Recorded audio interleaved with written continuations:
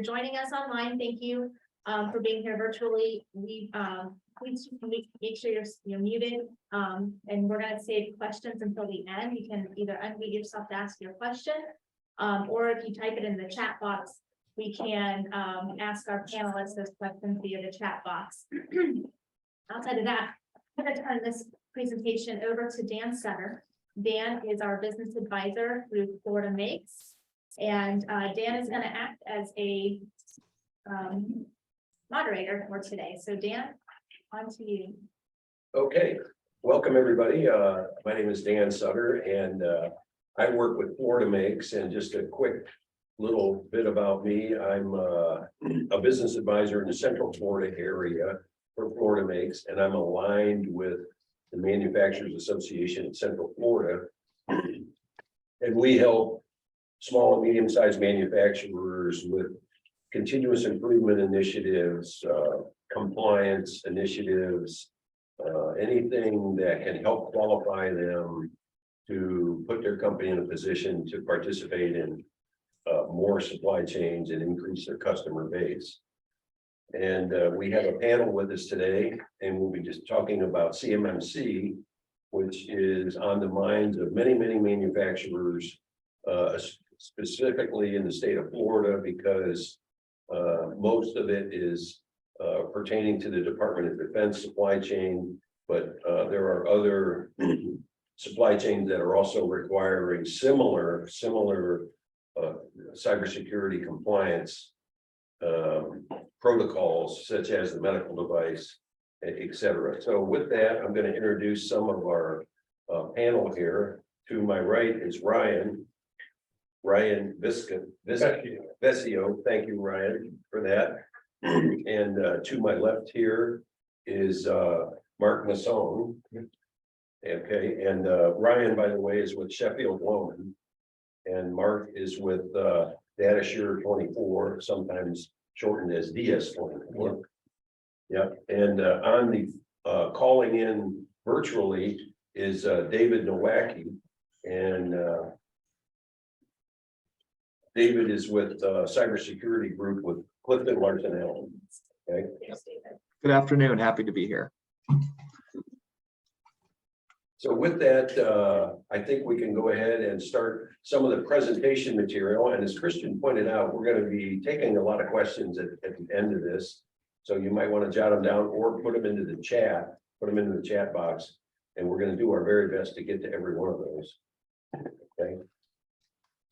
We'll go ahead and kick it off with Mark. All right, we're going to start with Mark. Excellent. Great. Thank you. Thank you all for coming. I'm going to try and stay fairly high level, and we can get into more specifics through the questions and answers, just because I don't know where people are in terms of CMMC. There are some people here that they may never have even heard of CMMC. There are some that's going through their third audit or third assessment. So a little bit about CMMC, and specifically CMMC 2.0. So CMMC, when it first came out, was version 1, and they went through some pretty significant changes to CMMC 2.0.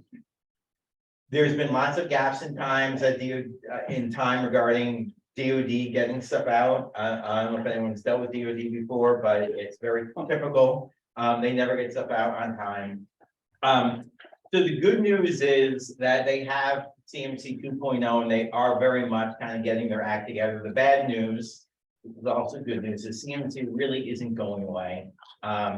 These are significant changes, not because everything was bad, but because they've been really refining it, and it's making a lot more sense now. A couple of things that they did with CMMC 2.0, they kind of had three goals. Number one is to reduce costs. Number two is to increase flexibility, and number three is to increase accountability. So on the screen here, you can see there is a high-level model of CMMC. They basically shrunk the model. There used to be 5 levels, now it's 3 levels. The important thing to understand is where an organization fits in there. Level 1 is if you have something called FCI, Federal Contract Information. If you're handling that, then you need level 1. If you are going to be handling CUI, controlled and classified information, then you're going to be a level 2 or even a level 3. I don't know if anyone's seen this diagram before. It's actually very, very helpful. It's a little bit, I think, misconstrued. They kind of messed up in one small piece. So in this diagram, you can see level 1, which is basically handling FCI. There's only 17 things you essentially need to do. And the nice thing I mentioned about reducing costs, an organization only needs to have a self-assessment. You don't need to go and hire. In CMC 1, you had to go and hire third parties to do an assessment of even level 1. Now you can do a self-assessment. However, increase accountability. If you're going to be doing a self-assessment, somebody that is able to sign for the organization needs to sign for that self-assessment was done and you are meeting the practices. And we'll talk about, there's a lot of legal consequences to that. So it's not like your grandpa's assessment where you just check a box and say, yeah, sure, I'm doing it. Most of you deal with government contracts and whatnot. So you use the stuff like the FAR, you've heard of FAR requirements and things like that. So there's a lot of teeth to it. Level 2 is if you have controlled and classified information, it gets a bit higher, but it also allows you to have contracts that have CUI, controlled and classified information. Now, the one thing where I said that the diagram it's a little off because you can see in green that level 2, it says CUI, non-prioritized acquisitions. There are a subset of contracts that you can actually, for level 2, do a self-assessment. And the problem is the diagram seems to make it seem like it says CUI prioritized acquisitions are triennial third party, but non-prioritized is annual self-assessment. It makes it seem the opposite of reality. It makes it seem like, oh, only prioritized contracts are going to require a third party. That's not actually the case. The far majority of contracts are going to be considered prioritized. It's only the rare exceptions that are going to be a non-prioritized acquisition where you can go and do a self-assessment.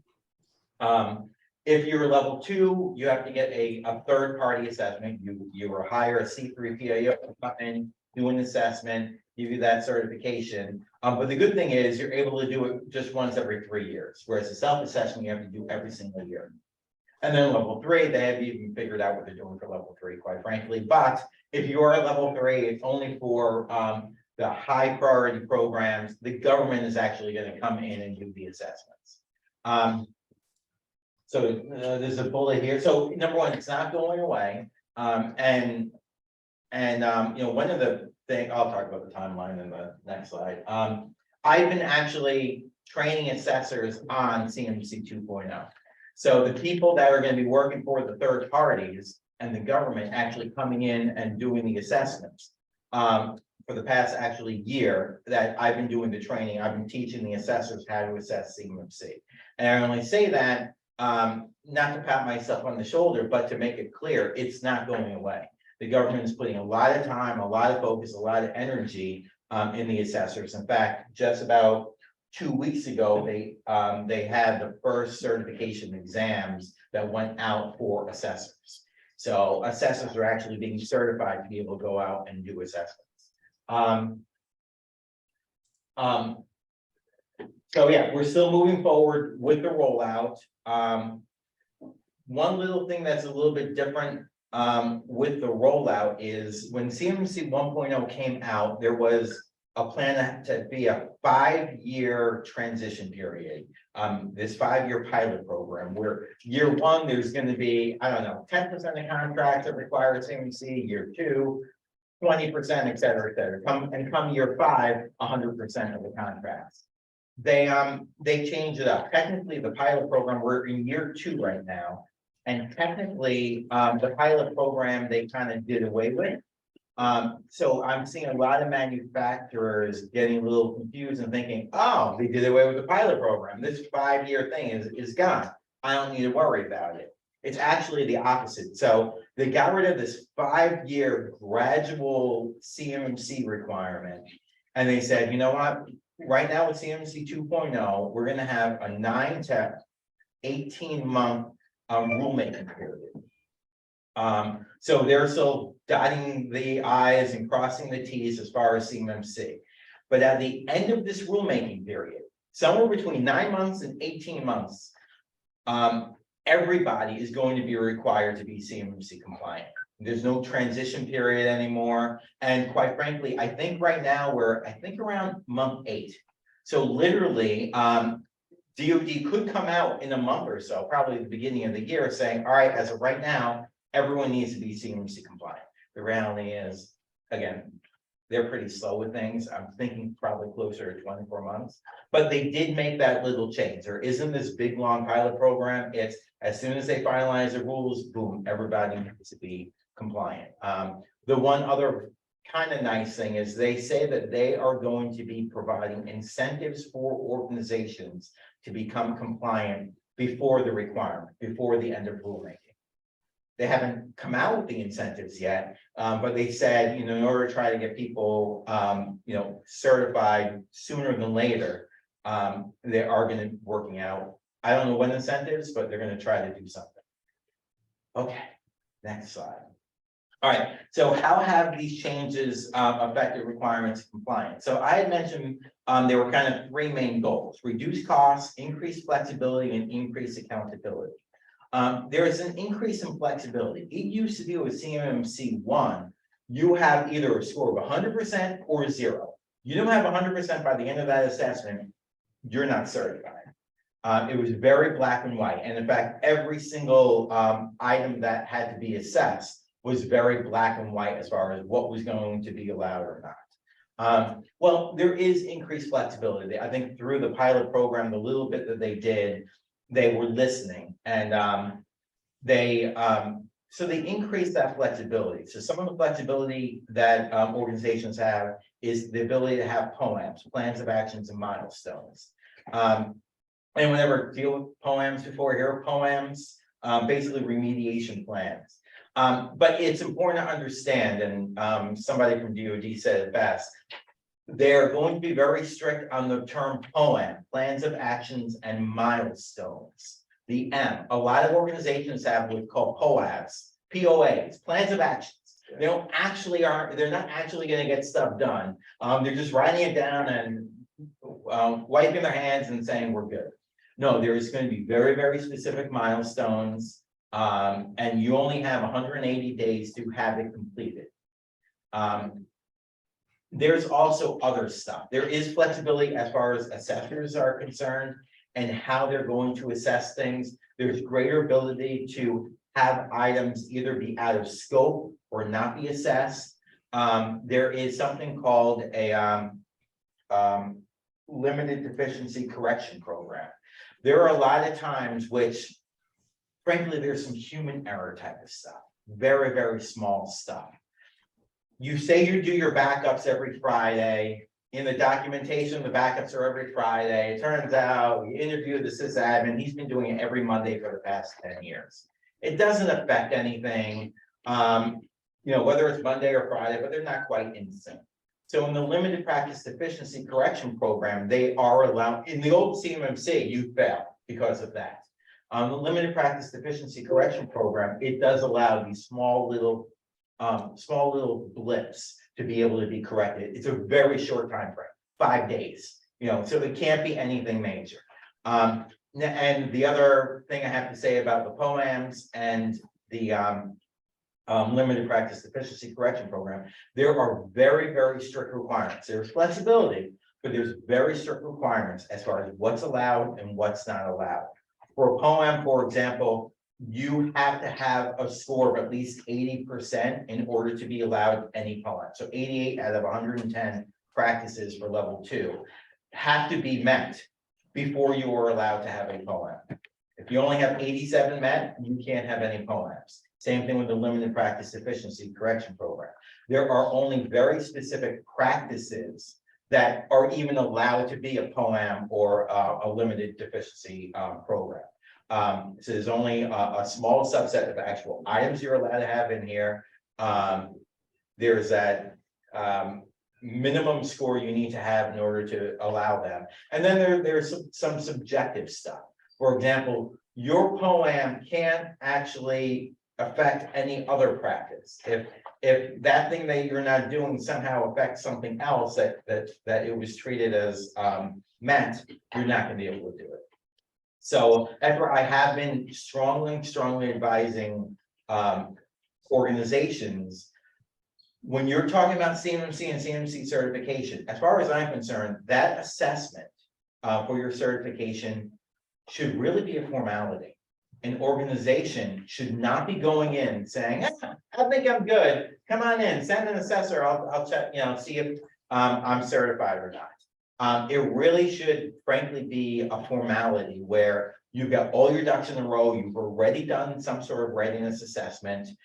You know exactly where you stand. I've also been strongly suggesting to organizations. So technically you can go into an assessment with a POAM. With something that is not meeting the requirement, you technically can.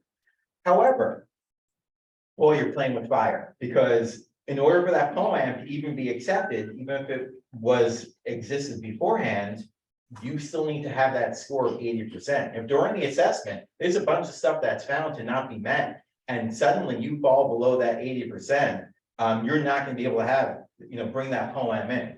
So again, you're kind of playing with fire. I usually tell people, and again, you only have 180 days, 6 months to fix that POAM. So I tell people, if you're going to be going into an assessment, already knowing you have some remediation work that needs to be completed in 6 months, fix it now, and in 6 months, go for your certification. And then the other thing too, it's become more and more clear that CUI really is this data-centric model focused on protection of FCI and CUI. That's really what that focus is. It's not necessarily, actually, I hate to break the news, about safeguarding your organization. I tell people healthcare organizations all the time, they think they're safe because they're compliant with HIPAA. HIPAA only protects patient information. Being HIPAA compliant does not protect a healthcare organization from getting ransomware. CMMC is not going to help an organization from ransomware or from just general best security measures. If it turns out you have a breach and DoD comes in and the government comes in because you had a breach, and you tell them, oh my goodness, my entire company, we're filing for bankruptcy, we have to let go 3,000 employees, I don't know, I'm gonna get my systems back. DoD is gonna say, sorry to hear that. Tell me about your CUI. Was any of that breached? That's all they care about when it comes to CMMC. That's all I have for that. Sorry. And then I'll shut up. Sorry. All right. So a little bit about timelines of CMMC rollout and anticipated dates for compliance. I mentioned before there's this 9 to 18 months of rulemaking. It's currently in progress, and it's been in progress for roughly 8 months. So it could happen at any time, but the key thing is, as soon as they are done with rulemaking, they haven't necessarily officially said it, but reading between all the lines, it's very much implied. As soon as they're done with rulemaking, everyone is going to need to be compliant. Now, the compliance is only for new contracts or renewed contracts. If you already have an existing contract, you're not going to be grandfathered in terms of requiring to have CMMC compliance. But any new contracts, as of the end of rulemaking, is going to need to be CMMC compliant. So as far as how long it would take to actually to be compliant with CMMC requirements, how long is the assessment, how long would it simply take to build the proper security program? So I did a pilot program about a year ago with a subcontractor from one of the top 5 primes, because they wanted to know for all their subs, what's it going to cost? How long is it going to take to be CMMC compliant? This is your average manufacturing company. I call them the welders, with all due respect. I think they're awesome. I don't know, I think they had around 50 employees or so, average size, but they focus on what they really focus on, which they're great at, which is all of that metalworking and all that stuff. We came out with a rough order of magnitude of around $1.3 million for them to be CMMC 2.0 compliant. and around a year and a half to be compliant. So, this is where, these organizations do need to really get on the ball now. This is not a, we'll wait till we're required and then suddenly we're gonna have a whole lot of time. Keep in mind, the costs are fully, can fully flow down to DoD. So, it's really no different than if you buy a no-name product or a name brand product or a high security product. Clearly, a high security product is simply going to cost more because there's more effort, time, and costs involved with making that higher end product. And really, that's what, in a sense, in my mind, that's what I think of. DoD is simply asking for a higher end product, and they understand it's going to cost more for that higher end product. So it is completely billable as far as all of the efforts, all the costs from making yourself compliant to the certification process. So that can all be bundled in the contract. Now, how organizations are going to do that is up to them. I've seen organizations. Sorry, I didn't. No, all good. I've seen organizations saying, you know what, I have this one contract. So I'm gonna, if it costs me, $300,000 to be compliant, I'm gonna bill for that one project I'm bidding, the $300,000. Or organizations are gonna say that, well, I'm gonna probably bid on 5 different projects. So I'll split it across all the different contracts and, charge $50K per. It's up to the organization. Could you technically bill everything all up front to the one contract? Sure, but now, you're bidding on these contracts, suddenly you're not gonna be the low bidder. So it's purely gonna be really up to the market, how you wanna do it. There is potentially some concerns in terms of, what if you bill $300K to contract A, and then 6 months later, you get another contract? Do you bill 0? Do you bill $300K also? Well, then you could potentially have a, it's called an R8 request for equitable adjustment, where the government says, whoa, we're overpaying for this. So, there are costs involved. It can be billed to the government, and there are many ways to kind of divvy that up. I think that's all. That might be a great segue into our next presenter, which is David with CLA. He might be able to answer some of that, but David, I'll go ahead and turn it over to you here. Now we can all see. Yeah. Yeah, can you guys hear me? Can you see me? Is the owl staring at the screen? It's staring right at you.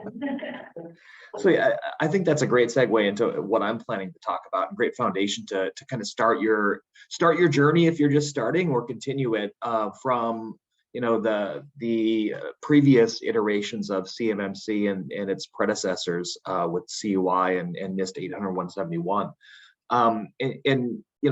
The reality of compliance, achieving compliance, really forces your organization to not be able to play the naive card anymore if you've been able to get by with that. Mark mentioned accountability as one of those key tenets for CMMC 2.0. And I think holding your organization accountable for embracing this, it's not going away, is critical. And so understanding what CMMC is, continuing to educate yourself, and adapting your environment, your systems, and your culture to embrace it as a real a benefit for you, almost, to get into government programs and government contracts where you may not, to be able to sell upward into the supply chain, and kind of expand your base a little bit. So educating yourself about CMMC, what CUI is, going back to 2017, right around 2017, 2018, when we started getting a lot of calls about CUI, the government lagged in identifying, marking, labeling what CUI was. So there was an assumption that you had to dream up or define CUI for yourself if you had controlled unclassified information. And so educating yourself about what your obligations are, what data you actually have, and starting to lay the foundation to enable that data-centric approach to compliance is critical. And then understand your compliance obligations. I still to this day get calls about, what should I be doing for protecting controlled unclassified information? When will CMMC be applicable to me? Part of it's a legal question. If you have specific DFARS clauses in your contracts, in your bids, you should know already. You should start to gather that information about legacy contracts that may have it buried somewhere on page 65, so to speak, and understanding what your obligations will be, whether you should have been doing assessments against the NIST 800-171, security control requirements previously. And so starting to educate yourself and then preparing yourself now for the flow down dynamic, which is you will then have to flow down these requirements into all of your suppliers as well. And so already starting to have those conversations, this is going to cause a pretty significant change in how you do business. And so embracing that now, educating yourself and preparing for that is critical. Bullet number 2 there is about establishing a foundation for data governance and security. So, knowing that you're going to have to make some investments in security, how you're going to have to stretch your people, you're going to have to cause some inconveniences in some places to your users, to people who are operating your systems, to people who are used to working on the production floor and sharing the same user ID for years and years and years. Those inconveniences you need to start socializing. And it is about understanding, once that data gets into your environment, how are you controlling it intentionally? How are you limiting where it goes? How are you defining specifically where it should be? And then applying those controls across every touch point of that data that you're obligated to protect under the CMMC program and under those Defense Acquisition Regulation Supplement clauses in every contract that you may have. So basically saying, we may have operated for years in the wild, wild west, where email may have, all of your email systems may contain CUI. You may have received it, CUI through Dropbox, through Box.com, through various forms of physical media or electronic media. You need to start whittling that down into standardized ways to receive it, and then store it, process it, use it, and then ultimately purge it when you're not obligated to protect it anymore. So that whole foundation of data governance, that practice, that mindset needs to be at paramount as well. Bullet number 3 is about enterprise risk. And, should I or shouldn't I accept POAMs that are longer without that M at the end? Can we get away with a mitigating control? Should we replace systems that have been in operation for 20 or 30 years? They're still dependent on Windows NT or legacy operating systems that can't possibly comply. We may have to spend $200,000, $300,000 to upgrade systems because of this. That enterprise risk component is really talking about, what's the future value of your government business? How many jobs could you get into? Is it a $20 million problem, a $5 million problem, a $2,000 problem? What is it? And understanding how your organization should do that calculation as to how fast, how quick, right? And then managing scope and boundaries, last bullet. Yeah, that's fine. A little after 1. And Mark hit on this a little bit as well, but managing Thank scope. you. Sorry about that. Sorry, did that go away? Got You're good, Dave. Okay, can you guys? All right, hopefully you can still hear me. But managing scope and boundaries, sometimes the easiest path to compliance, the easiest, lowest budget option is looking at isolation and segmenting. So taking that data and not assuming that your entire enterprise, your entire network, every user needs to be compliant, but taking that and putting it in a specific spot. It may be a challenge related to adapting existing systems. So you may build out a wholly air-gapped or segregated environment where most of your CUI work is done, most of your CMMC related work is done, and allowing you to not apply some of the more tedious technical controls to the entire organization, but just a small subset. So understanding how you should scope your systems first. If any of you are subject to other regulations like PCI data security standards for credit cards, often it's similar.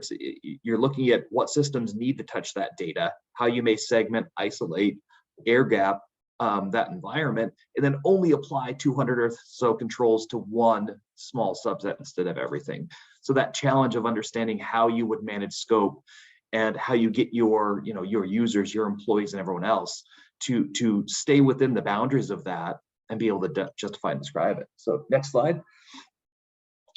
One of the things that I like to talk about when I speak about CMMC is, the concept of high value controls, power controls.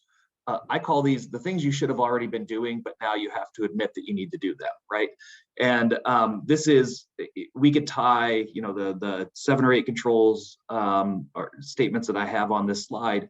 You probably can tie these back to, if we're talking most of the supply chain is going to end up in that middle level, that level 2 in Mark's previous slide.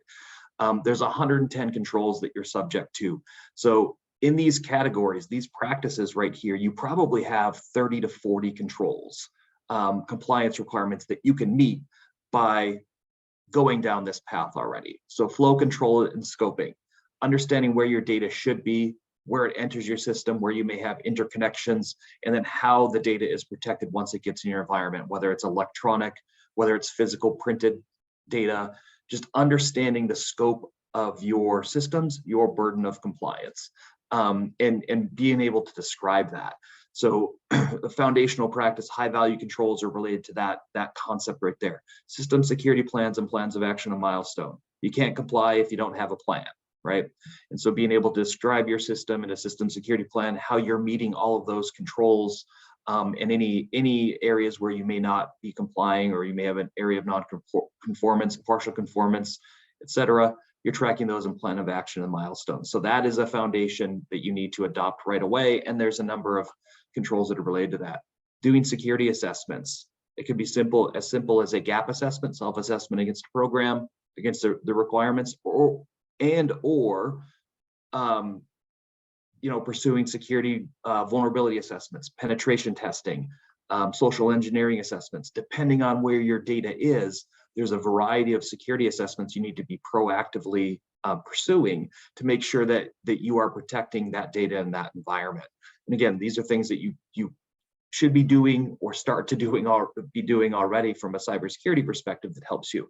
Bullet 4, role-based access controls and lowest necessary privilege or least privilege, making sure that not everybody has access to all systems at the highest level. You shouldn't have 15, 20, 30 system administrators. You need to start thinking about what types of job role responsibilities should have which permissions to what, and limiting and restricting those. Through technical measures if you can, and manual if you can't. Multi-factor authentication. One of the biggest shockers in each evolution of this is the degree in which you need to be implementing that additional factor of authentication, and making sure it's just not username and passwords without any security parameters around them, that you need to start deploying multi-factor authentication for any section and any segment that may hit that environment that is in scope for whether it's CUI or other information that has a subset of the definitions within CUI. Cryptography, you can't get away without using encryption at rest, in transit. In use is one of those squishy discretionary areas that we'll have to get some better interpretation on. But if you have systems that are encrypted today, you need to start looking at that. It's a high value control even outside of the CMMC universe as well. Logging and system SIEM is security incident event management, basically saying all of your actions against your systems, you need to start tracking those, logging and auditing them. And a number of requirements just point to the fact that you'll have to start coming up with a challenge or answering that challenge to understand what's going on in your system, who's accessing what, and those indicators of compromise, so that there isn't a breach that could impact the defense industrial base. And then the last one is incident response and reporting. There's some specific requirements that you'll have to have for a process to track a potential incident, to evaluate, escalate it, and then report it upward as necessary up to and including the government. Next slide. So these are kind of the foundational things, and I say end of 2022, but really this is to piggyback off Mark's comment on the 9 to 18 month rulemaking period. We're at 9 months now. And so by the end of 2022 or rolling into the next year, depending on your appetite for risk, you need to be able to understand how you're going to answer that question, what systems are in scope, where the data is going, how we're solving that challenge of data governance, and what we're starting to demonstrate an ability to protect with those security controls based upon the CMMC level that applies to us. I think bullet number 2, basic assessment against the requirements. Let's assume for now, unless you were in that tier 1 with 17 requirements, let's assume that you're going to have to meet all 110. So you should be doing a self-assessment against those requirements, answering those questions and engaging with people like my firm, other firms, or registered provider organizations in the CMMC ecosystem to start get some guidance on how you might meet those. So a basic assessment against the requirements, you can do it yourself, you can have someone else help you, and then update that. Be prepared when asked, what's your score against the 110 requirements? They're already in bids. If you're already in the supplier risk system for the government, you're required to enter that score already, but be able to update that as you need. Produce a system security plan, a written system security plan that outlines, describes the boundaries of your system that are in scope, kind of a gap assessment against the requirements. And then, the combination of that system security plan and your plan of action and milestone, that sub bullet, that's the tell me, show me approach. You need to be able to clearly outline how you're doing it. Tell me exactly how you're doing it. And then when called upon, demonstrate. And I think that will help prepare you when an assessment eventually comes your way. You need to be able to describe exactly what you do and then show it. And then Mark mentioned the 180 period for remediation, 180-day period for remediation. Any areas where you may be able to get a justification for a non-conformance, you need to be able to talk about why, how, the timeline, and then any mitigating controls you plan to implement. So these are all things that I think will lay the foundation for readiness and enable you to be successful as we head into this 2.0 evolutionary period and more comments or more information to come, certainly as the government starts to roll this thing out. But I think these are the things that you shouldn't be waiting on if you haven't gone down this path yet. Thank you, David. And then we'll go on to our next presenter, Ryan. Thanks. It's always leave the attorney for the last week. Good news, right? You know what? I get it. Again, my name is Ryan Vecchio. I'm the attorney at the law firm Sheffield Loman. We're 5 locations throughout Central Florida, including right here in downtown Lake Nona, DeLand, Eustis, and Port Orange. It's always a growing business. I work in our litigation department, but work in part on our cyber law practice, which is all encompassing, everything from preventative measures to responsive measures, and I'll talk about that. Don't be scared of lawyers all the time. Sometimes we are here to help, and sometimes I'll be just completely blunt with you. We can help you upfront at better cost than having to come back in as part of a damage mitigation team and clean things up. I will be sharing with you some thoughts. Again, if I wasn't a lawyer, then I wouldn't have to say that we are not clients, and just because of that, I can't give you a binding legal opinion on things. But if you want a legal opinion, it's one thing that I suggest: call our office or another law firm that deals in manufacturing and CMMC, and we can give you an opinion. And one of the reasons why that's so important is when we look at the penalties, and I'll talk about the penalties at the end. There is a fundamental difference between knowing violations of the reporting requirements versus merely negligent violations. Now, ignorance is not a defense to the law, so you're still going to get pinged if you just, out of negligence didn't deal with something. But if you knowingly falsely certified a self-report, that's going to be a major issue. So, as been discussed by both our presenters, 2.0 is not in effect as of today. But it is going to be a light switch where all of a sudden DoD is going to throw that switch on and expect compliance. There's 2 terms that have been discussed a lot today: FCI and CUI. There is some guidance as to what those items are for your information. FCI material is called federal contract information. That's going to be things such as contract performance reports, organizational charts, programmatic charts, process documentation, sort of that periodic reporting, especially if your contract's in phases. When you get into the CUI, what we're referring to is controlled unclassified information. This is PII material, personal information, date of birth, social security parts, or social security numbers, things like that. Legal materials, health documents, intellectual property, something that applies to a lot of you all, technical drawings. Those are considered controlled unclassified information. And when you talk about the 3 levels and whether or not there's 16 processes or 110 or what the version of CUI is, one of the parameters of 2.0 is the DoD is going to tell you, you're a level 1, you're a level 2, you're a level 3. So one thing you're not going to be is sort of guessing, am I a 2 or a 3 because I have CUI information. So on the issued contract, you're going to know what the expectation is, which will help you all. And again, what we're looking at here are these differences between self-assessment that I'm going to talk primarily about in a moment, third-party assessment, and governmental assessment. So on your self-assessment, some things that we have seen that have been problems is somebody has to certify the self-assessment.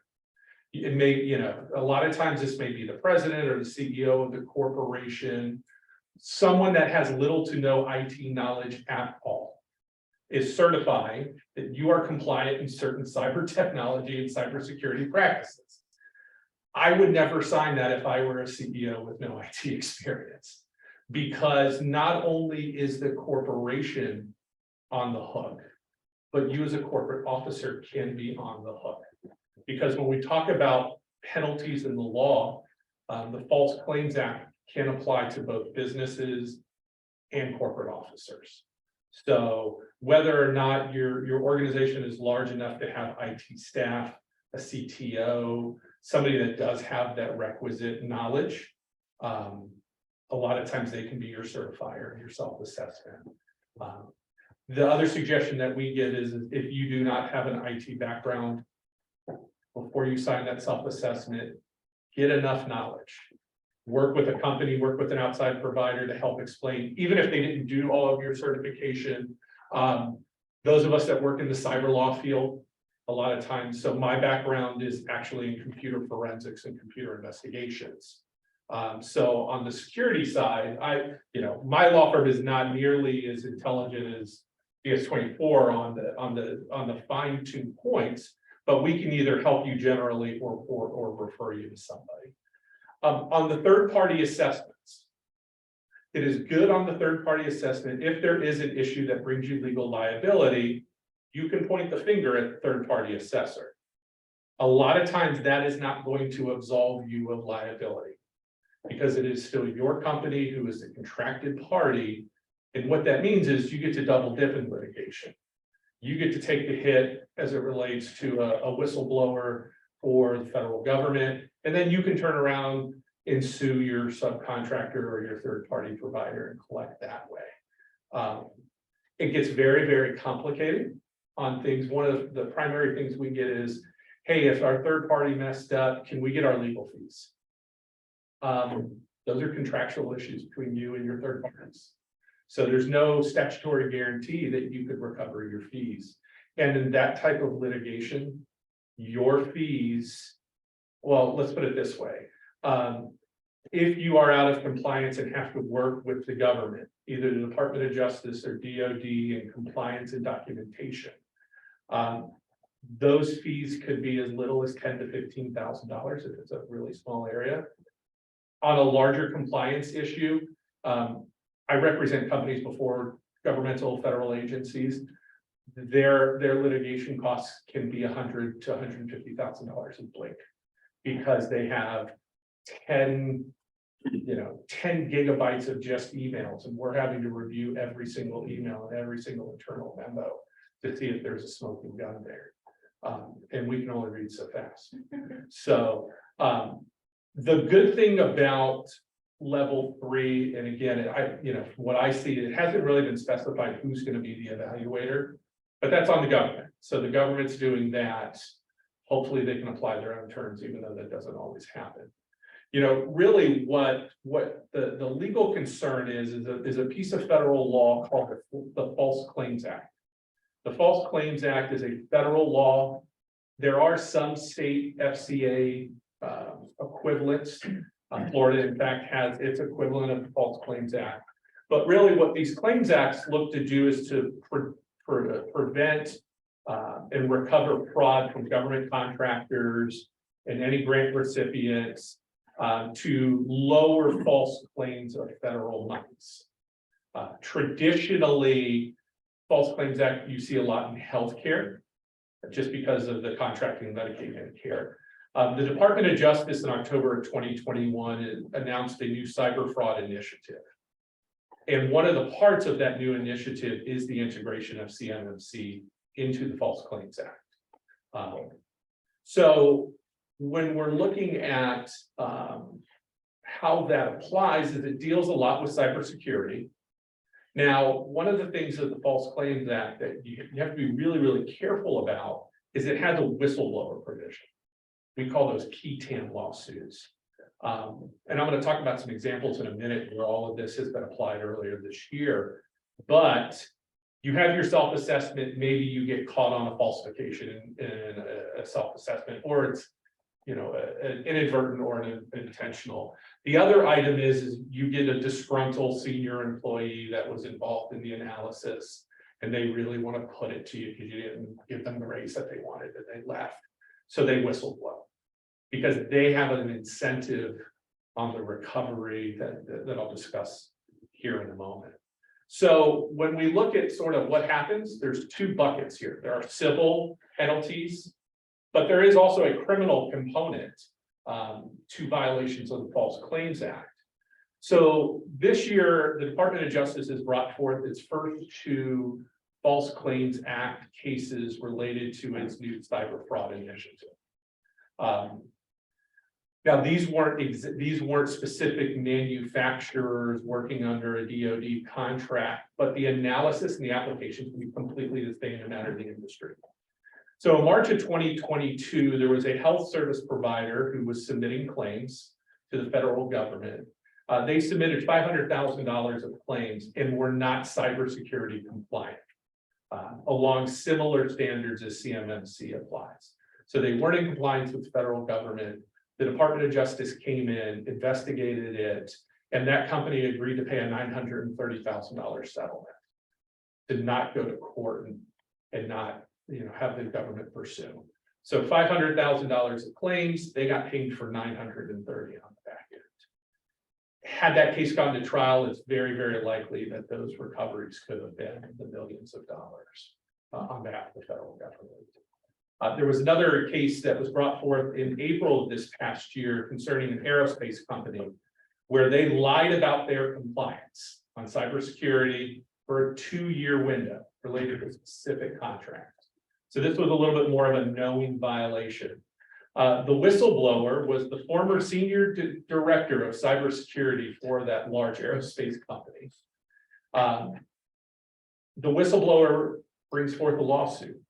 His lawsuit alleged $19 billion in damages, which is ridiculous.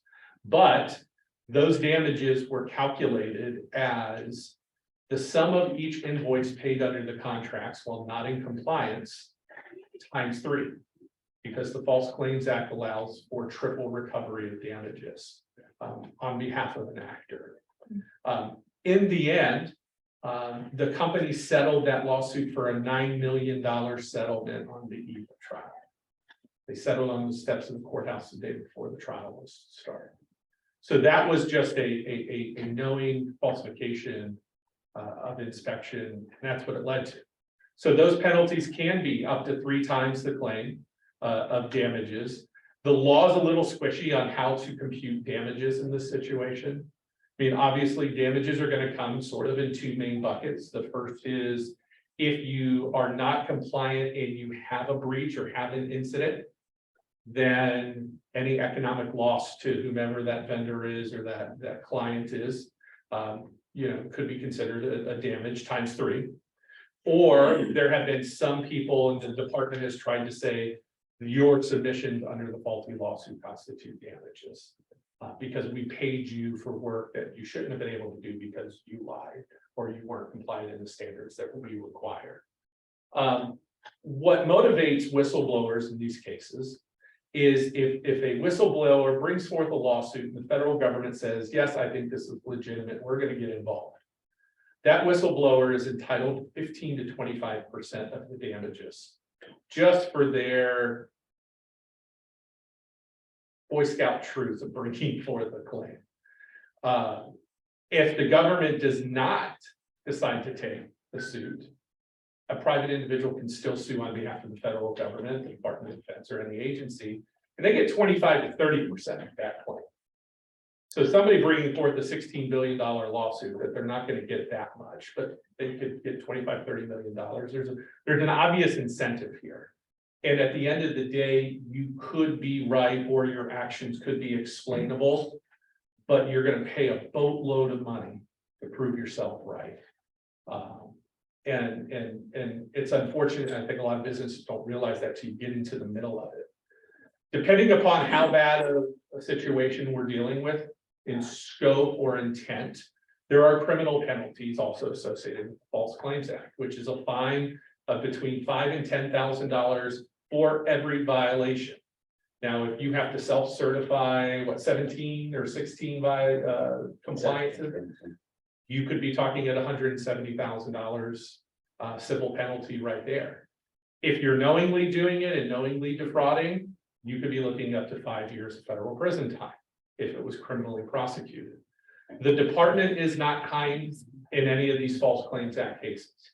And the way you normally find out about one of these cases is when the IRS or the FBI show up at your office and they say, here's a search warrant, get out, and we're going to take all your stuff, which unfortunately does happen. So the last thing I wanted to hit on briefly is sort of the concept of prevention, being proactive versus reactive. So, proactive in how a legal provider can help you is we can help you interpret terms.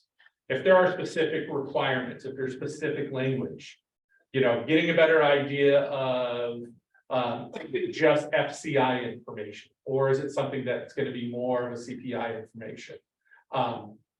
You can get legal opinion from a lawyer, and you can reasonably rely on that legal opinion. And not that I want to shift the exposure to me, but to take it off of a client, if you're working on legal opinion, you have a good faith basis to go forward with that opinion. A lot of times we can look at the scope of liability. We deal with this a lot with corporate clients in PCI incidents. So in the PCI world, you may be an online vendor or a small manufacturer just selling online, but you have 2 clients in California, and now you have a breach. Now you have to follow California notification law or Florida notification law. Or I hope you're not selling overseas, because then you're going to have to deal with GDPR and all those other things. So there's, the CMMC and the cybersecurity component is a small drop of your overall liability. The other thing that we have the ability to do is to help you review privacy agreements, privacy action plans. I have a corporate client that actually we're working with DataSure right now on, where some of that information was clearly outside of my lane. So we work with providers also to be able to say, work with these people who can give you the technical side. What reactive approach looks like is helping with breach shutdown immediately, notification claims, and then when you start getting the investigative letters from regulatory agencies having to respond. Sometimes people will get a response letter and they'll say, hey, we just want ABC information. It'll seem harmless. They just put it together and think that you can just, give the information and move on. A lot of times there's a lot more under the surface. So got mine within 8 minutes. I know that was sort of a fast and dirty, but happy to answer any questions that I can. Do whistleblowers have any ramifications, like if they bring a case and it causes the companies to spend money and Not really. There's no, The only liability would be if you could demonstrate that they were advancing a knowingly fraudulent claim, but you have to counter. but you'd have to counter. And they have protections too, you know, the company can't retaliate against them, so they can still be your coworker. Well, and there is one other thing that I forgot to mention about sort of the penalty side. Some corporations, depending upon your size and your operations, may carry cyber insurances. Yeah. Those do not apply to False Claims Act actions.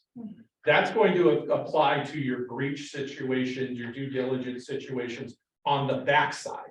But as these new regulatory laws come forward, if you're required to meet the CMMC requirements and you're not, most cyber policies are going to exclude you as a bad actor.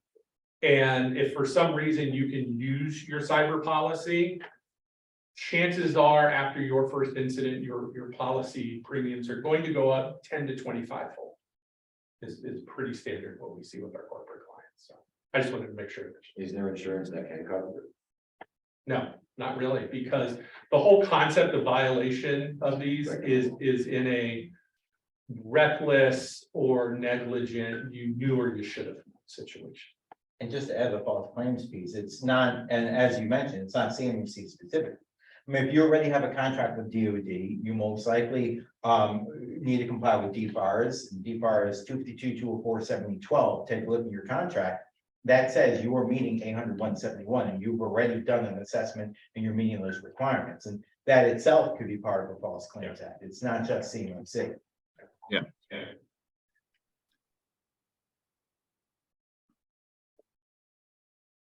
Any other questions? I did have a quick question. There's a lot of small organizations right there in the park that don't have budgets for any cybersecurity at all. What's going to happen? What is that? Do you know what that percentage is and what's going to happen? So I guess there's two pieces, there's a couple pieces to it. So one of the things, and Dave was touching on scoping. Scoping, what I have seen, scoping is a very, very big part of it. It's probably the biggest part when it comes to CMMC, because you have the ability to draw the box around what part of your organization and systems is going to be certified. So, you know, the goal is to make it kind of as small as possible. That's one thing. But the interesting piece is a lot of times I get questions like, well, if I'm level 2, do my subcontractors need to be level 2? No, you need to be level 2 if you're handling CUI. As long as you're not having your subcontractor handle CUI, maybe they're only handling FCI, so they only need level 1, or you have stuff in place where they don't get FCI or CUI. That's fine. Their flow down, the flow down is about, I mentioned before, it's a data-centric model. The flow down is based on the data that they are handling. I've actually have primes that have no CMMC certification that have the ability to handle CUI. Because actually the prime doesn't even need to be level 2. You can, the prime, and kind of give this example, you can have a third-party cloud provider that is CMMC level 2. And that's where all your CUI is going to be. As prime, I'm not going to be handling that CUI. There could, in kind of layman's terms, you could have a telescope out to that third party, that CMMC level 2, where you can just look at that CUI, not handle it, not store it, not copy it, not modify, none of that stuff. But there are definitely ways in which you can have the ability to view CUI in such a way that you yourself don't need to be compliant. Same thing, your sub could be level 1. They may need to, and actually I've given this example a lot. Maybe they just need to look at that blueprint. They just need to see how long that widget needs to be. And technically that would be CUI in their particular case. They could literally drive over to your main office. If you guys are level 2, look at that, get that length and drive away. They're not handling, again, they're not storing it, transferring it, processing, any of that kind of stuff. So I've seen a lot of organizations, especially when it comes to cost, scope that down extremely small. Talking about like 1 or 2 systems type of thing. Now, there are also, it seems CMMC 2.0, you know, for anyone that is very serious about CMMC, and there are scoping guides, level 1 scoping guide and level 2 scoping guide. One of the other big differences with CMMC 1, everything was essentially in scope. CMMC 2, they're starting to get it now. If you have specialized equipment, things like operational technology, SCADA machines, that is technically, doesn't have to be in scope. Well, it's not assessed for CMMC. If you have GFI, government furnished information or equipment, where the government says you need to run this software on Windows 95, well, that's not going to be compliant. But if you're running something the government requires, well, then you that is considered a specialized equipment. So there are, if you have systems that are not supposed to be handling CUI in the normal day-to-day operation, they shouldn't be handling CUI. Well, that could be done in such a way that it's specialized and that it doesn't need to necessarily be assessed. Well, and I think that there's, you know, one initial step, especially for smaller medium businesses, is a couple hours of our time, 2-3 hours of our time, can at least get a grasp on, is this something that you should look at further? I mean, it's sort of like a screening tool. Yeah, and that's, I understand that, but even that consulting is costly for a small business. But once they, that's great, they have, you know, you can focus on what you really need to be and still continue to work. But there are going to be organizations out there, especially here in Florida, the research park area, whatever, that are not going to have the budgets, are not going to understand that importance. I'm just wondering what that percentage is, and are they going to need to be bought up by larger organizations that do? I mean, I would hope that, and you're talking about these small organizations that are handling CUI. I mean, I would hope they'd be able to, as part of their bid, put that in, because you only need to be CMMC compliant as. But that's, again. I'm exactly in that situation, and I think lots of the small companies do have subcontract on some DoD contract, and it's, as you said, the question is, it's gonna cost you 300,000. The problem is you may not have 300,000 worth of government contract, right? So you're not gonna charge something, I don't know, we have like 30,000 of a DoD contract. I'm not gonna charge suddenly 330 on, even if I spread it among my 5 or 6 contract, that's still gonna make me outrageously expensive. But what you were saying, the scoping, the question is, how do you define the scoping? Because all businesses similar to us, we have technical information because we need to have the drawings in order to know what we're gonna build. And even though it's a part of something much bigger, we're never gonna know where it is, but it is, it may be ITAR documents, and the way so far we've handled it is all of this information is on the GCC server, and I guess the only thing, the question is, we sometimes look it on the computer, it's never on any hard drive other than the GCC, so it is cloud-based and it's government control server, so that, but you still have sometimes a print, right? The question is printing. Yeah, that wouldn't be good. Yeah. But that's what I have been seeing a lot of times working with their subs and under, you know, you had mentioned that whole cloud thing, and I mentioned about having that telescope thing. I've seen a lot of that, and I've seen a lot of the subs working with the big primes, because the big primes, you know, are getting into, and they're providing solutions for their subs. I personally do not see the government kind of backing down when it comes to handling CUI. You take a look at China's latest fighter jet. It is almost an exact duplicate copy of our fighter jet. And the reason why is China got in through, you know, the small organizations. So I think DoD is extremely sensitive about that. Not, I mean, you know, we talk false claims and everything. They're not trying to play a game of gotcha. I don't believe. You know, they're not trying to just screw everybody. Excuse my French.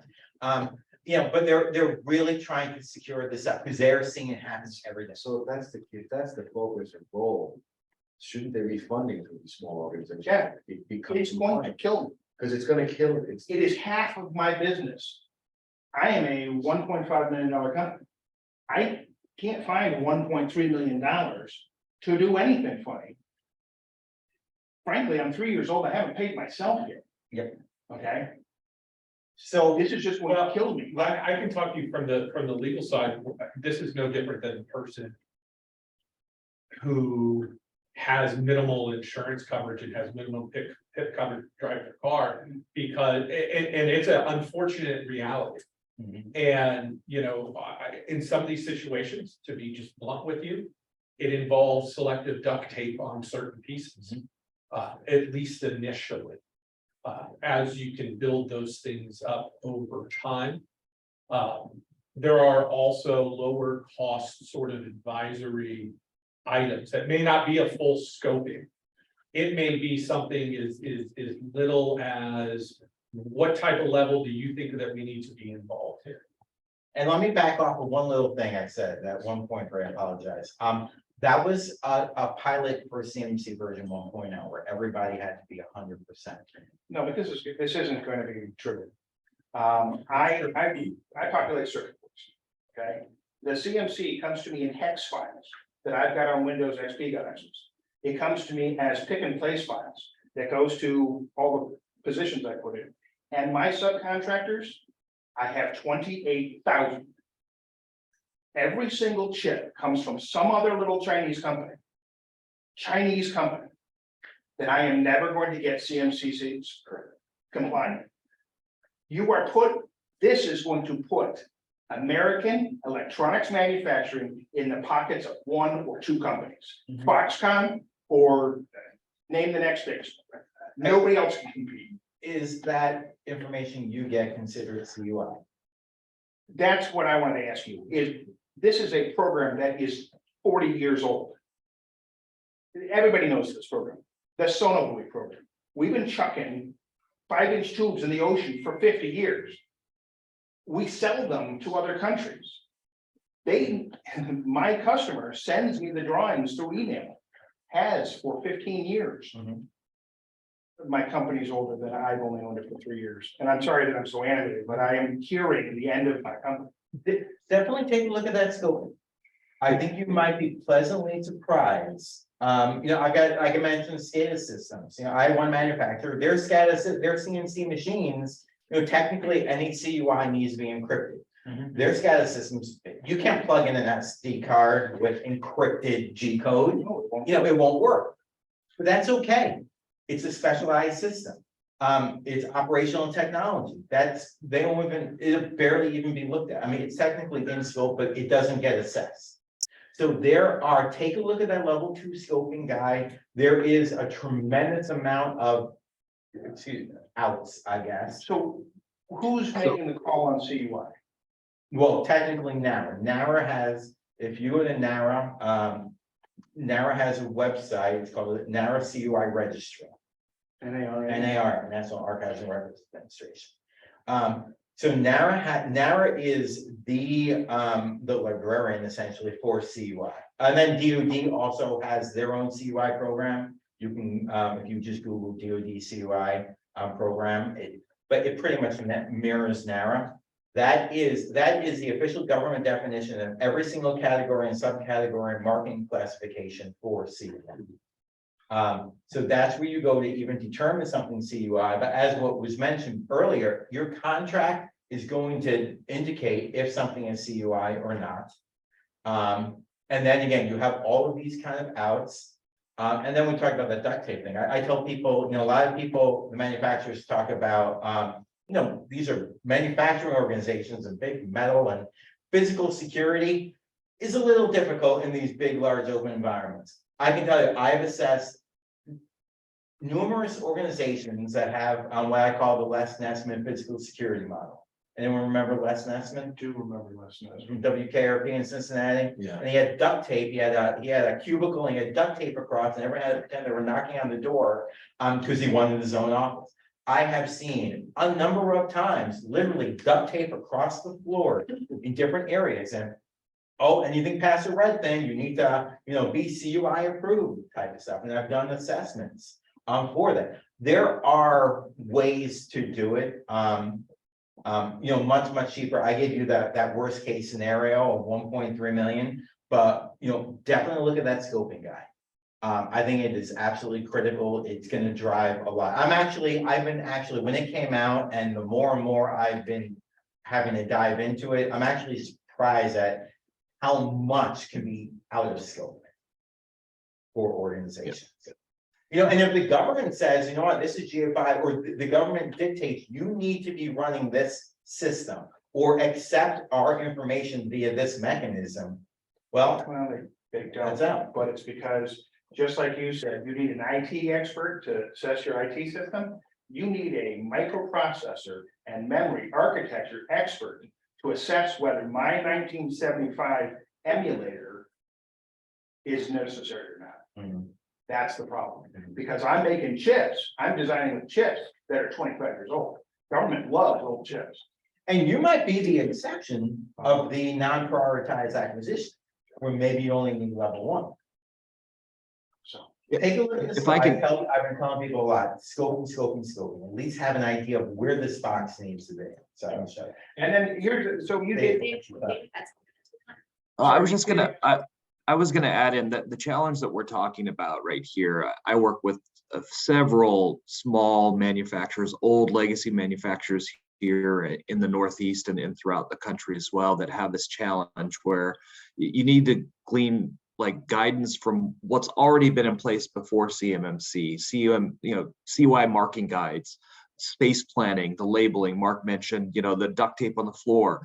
It does change the way that you work with your physical environment, and it also changes the way you frame interactions with your suppliers. So, working with a job shop is different than working with a chip manufacturer.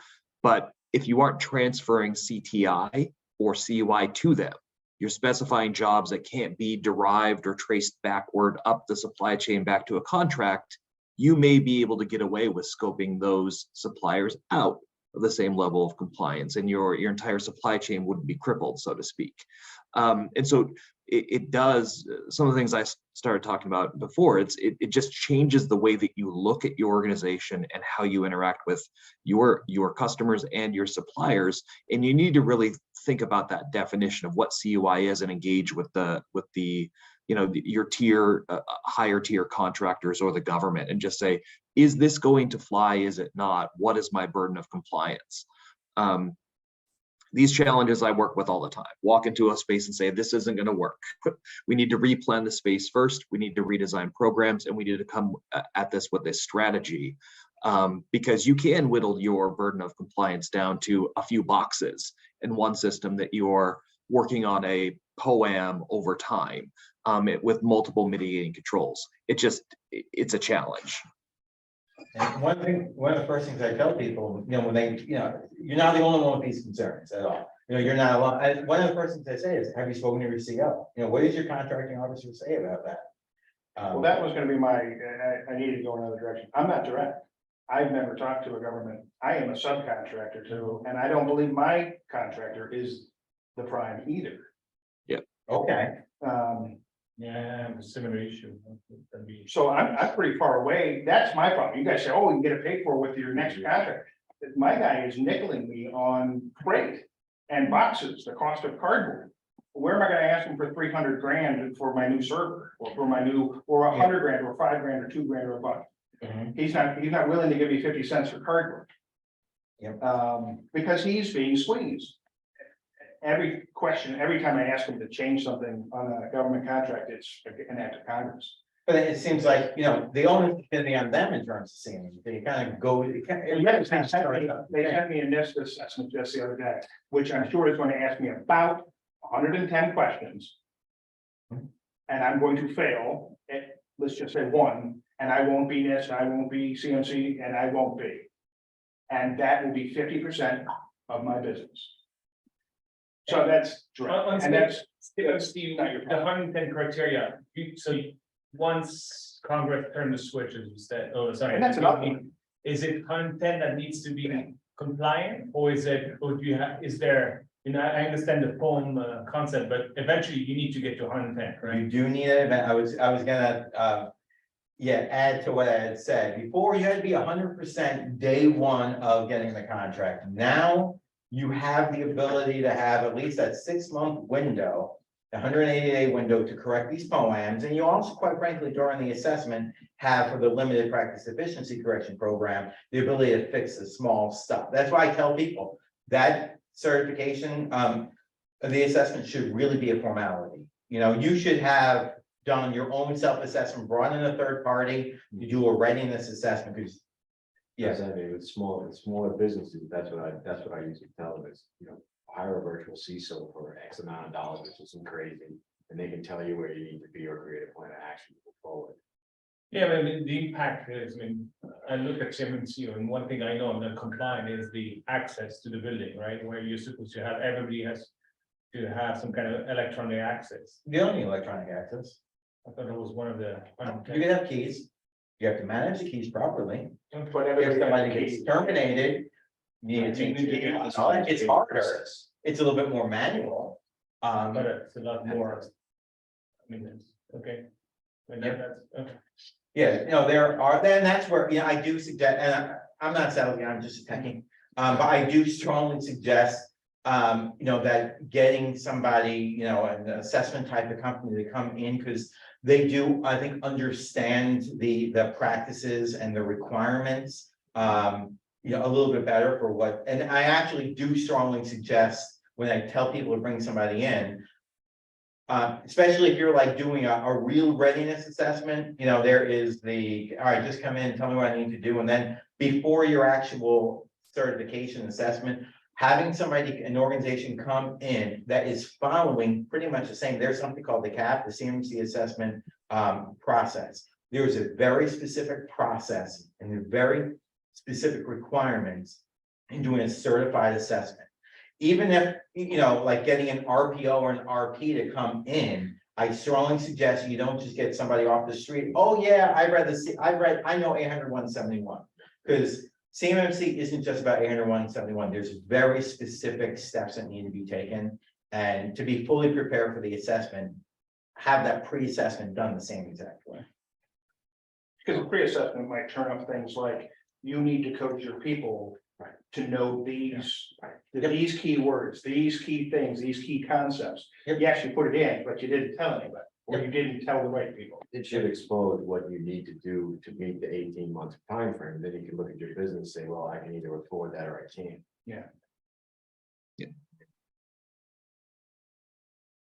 But we are, like, I'm not DOT.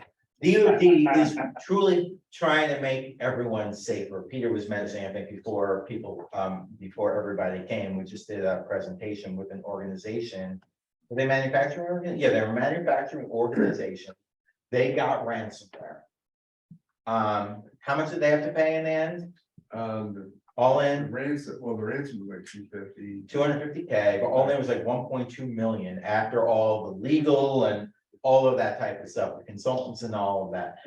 But they did have cyber insurance. Yeah, oh yeah, they did have cyber insurance that paid them back. As in past tense. With that, As in past tense. As in, they're at. Yeah, they had something. But really, you know, these are, my organization, DataShare 24, we kind of use this 800-171, which CMMC is based off of, for years before CMMC came out. And the reason why it is actually a very good best practice for all organizations to do to protect themselves at the very least. Are there any other certifications out there? So the interesting thing when it comes to the government standards, when you're talking about NIST 853 or 800-171, there actually is no other certification except for something called FedRAMP. FedRAMP is certifying cloud providers. Besides that, up until CMMC, there has actually never been a NIST certification that the government did.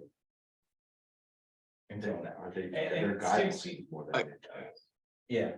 Yeah, I will add in what I'm hearing. So our Clifton Larson Allen is a national professional services practice area. We work in multiple industries, not just in manufacturing.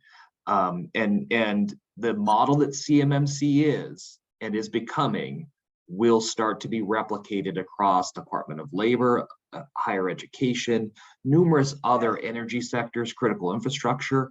And this is going to, it's already laying the groundwork for how the model should be built. And the defense industrial base is driving that precedent. And so it is something that we're going to continue to see more materials. There's going to be materials for, other small businesses. They're already starting to add some of it to the cyber AB ecosystem as well. And so it is a sound model for improving cybersecurity, and it's one of the highest priorities of our government right now. And keep in mind, this actually is not new. Anyone that has a DoD contract that needs to meet DFARS already needs to be 801.71 compliant for the past 4 years. I mean, but that's my point. That was my next question, because we were CMMC 1 compliant, but CSM 2 has a lot more criteria than before. I think we are, when I last looked and I did a assessment looking at the 110 criteria, and I think we passed 95 of the 110, but some are like so outside of what we do on a, I mean, it seems totally out of scope. Let's put it this way, that the requirement seems so inappropriate for what we do, but then again, trying to comply seems to be totally disproportionate, sorry, for the size of the business in some of the requirements. So what you were saying, and maybe something that MACF could help is sourcing or recommending people that can give us, as you said, a few hours of assessment to tell us, okay, here are all the criteria, here's what, I mean, I could say, here's what I know, or I believe we are compliant, and those are where I think, and then maybe there are tricks or duct tape, whatever you want to call it. Do you have like an example of one that you're not? I mean, what I was just telling you, I mean, I know that the cyber, I mean, the entrance to to our building, right? I mean, we have keys, so everybody has a key and so on. And yes, I mean, as soon as they leave, that's when they leave the company, they have to give the key back.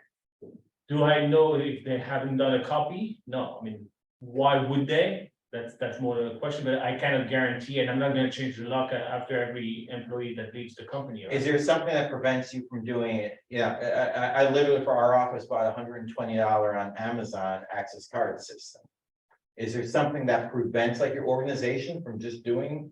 No, I mean, I mean, again, that's more lack of knowledge than, I mean, no. I mean, yeah, I just bought for $120 and slapped it in, and we now have access cards and everything. Yeah, I mean, but that's what I'm saying. Yeah, someone that have thought about it or recommendation, I mean, what I call tricks, right? Because that's right. They're like it's a lot different to spend 150, $200 than having a whole remote access system that is computer linked and would cost, I mean, $20,000 or so. So I mean, so all those tricks, yeah. So I mean, again, as an association or some, that'd be useful for small businesses to find solution to be compliant, because I don't think anyone doesn't want to be compliant. Yeah. There is always there are some very cost-effective, reasonable thing. Like multi-factor. We talked about multi-factor before. Well, first off, most of the multi-factor requirements is for remote access. So you don't allow remote access. I mean, it could be as simple as that. And that is actually not that expensive. No. Authenticator and so on. That's, I mean, some kind of second review. I mean, that's. And good. I went in a different direction, so. Accounting. I have kept my books and my accounting and all that stuff because part numbers and other things exist in there. Local, rather than going to cloud, every ERP system wants to do it in the cloud so that they can keep turning the knobs every day. Is financial information about my contract and its performance CUI? Well, again, my standard answer is, well, I look at the contract, speaking to CO or the prime or whoever. My guess is generally no. And CUI is information created for or on behalf of the government that has very specific safeguard or dissemination controls that are required. And again, if you take a look at that narrow CUI, that's going to kind of give you that information.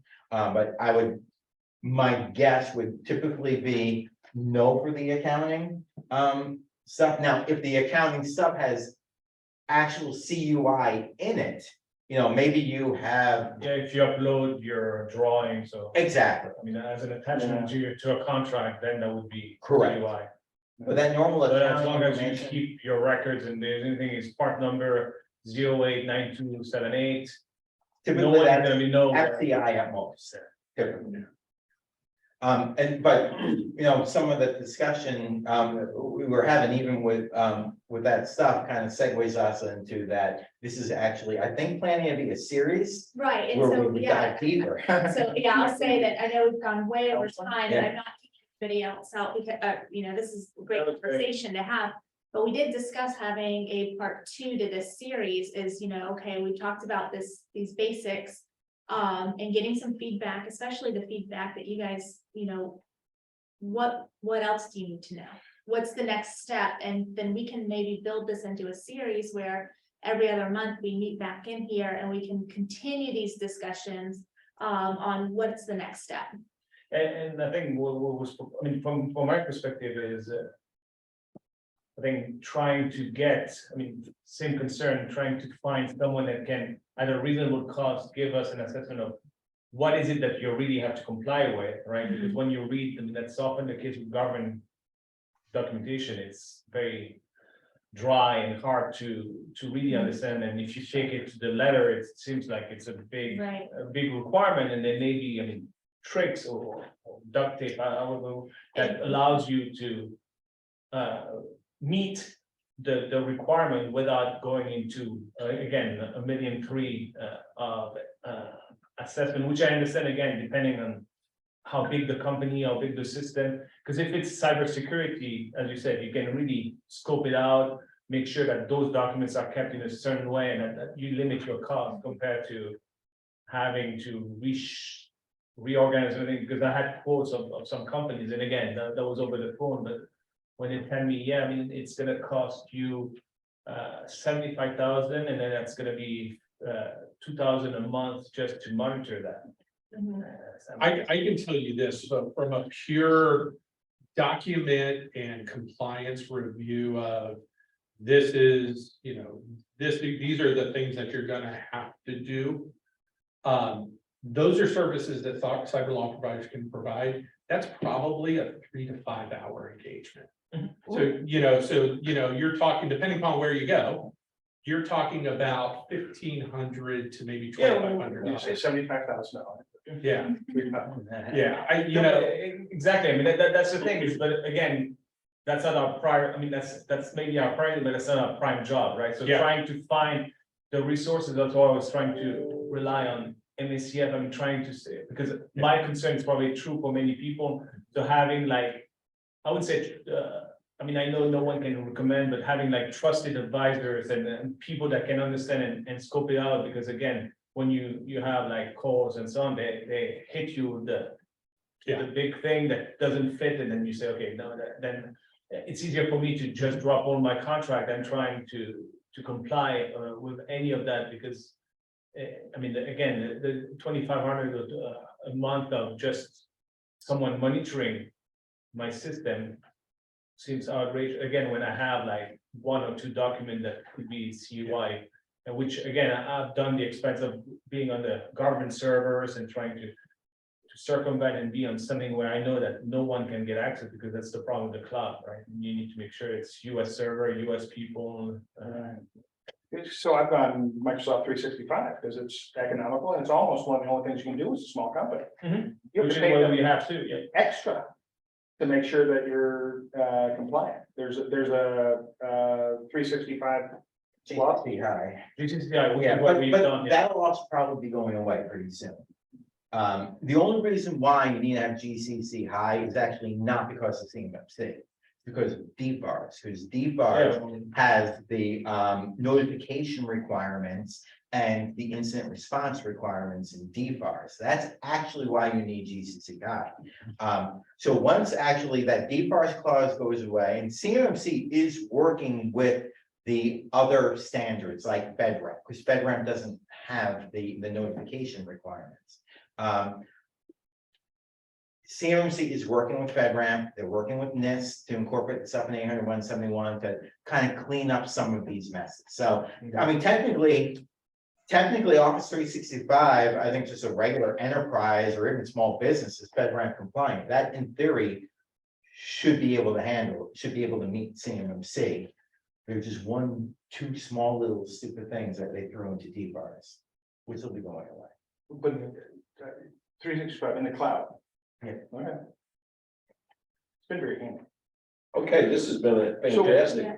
One of the things you guys said is you'd like to have another thing and have, and meet monthly and go down the road. And what I hear is that the freight train of pain is in town. It can go off at any minute over the next 9 months. And if I'm not ready, I'm done. No, Or I've only got for new contracts. 180 days. Okay, true. Only for new contracts. So should we do it more frequently than once a month? Because it feels like that, besides me, other people are gonna be. I think I mean, I'm just, you know. And my other piece to that is, so we've introduced, and so just watching your email, you keep getting the CMMC notifications and people are inviting you to go to their lunch and learn or their webinar, this, everybody's grabbing at the pie. So we all knew the train was coming. I came to this meeting to find out what was in the train, maybe the 110 questions or the 11 questions. I haven't seen those yet still. And then even the idea of playing around with scope, you know, I'm at this company. I'm at that I was gonna say, and really, we can go at any level people want. We can literally go through all 110 practices and what's expected, you know, what can you possibly do? We can go to that level. We could go through an entire scoping exercise. We can go through the CMMC assessment process and everything that's in there, you know, when we go into individual practices, you know, you have to understand just their terminology. What does define versus identify mean? You know, it says identify accounts, blah, blah, blah, versus define counts versus document accounts. They actually all mean something different, which has different onuses. Yeah, we can go scoping, we can go into every single practice that you want. We could put together a 2-day or a 3-day class around the whole thing, or a 1-day Bring class. lunch. Chicago pizza.